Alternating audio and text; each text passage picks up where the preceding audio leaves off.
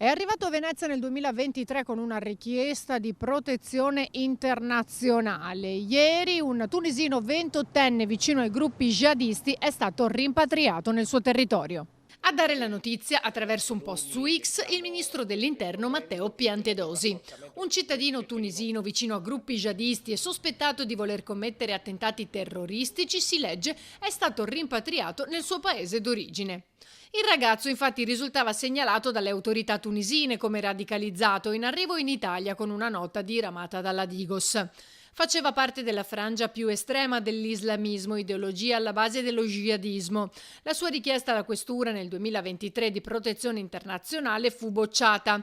Successivamente il 28enne chiese asilo politico, ma anche questo fu bocciato. Presentò ricorso, ma venne respinto. Da qui l'avvio della procedura di rimpatrio. L'espulsione non è stata la conseguenza di un dispositivo di pubblica sicurezza, ma presa in considerazione del suo profilo e dello status di immigrato irregolare. Le ultime espulsioni legate al terrorismo a Venezia riguardano i 3 giovani kosovari arrestati nel 2017 mentre progettavano un attentato a Rialto. Scontata la pena, furono rimpatriati. Ma per un colpo alla criminalità, in via Piave a Mestre la lotta invece è continua, come racconta uno dei residenti più attivi del territorio. I controlli ci sono.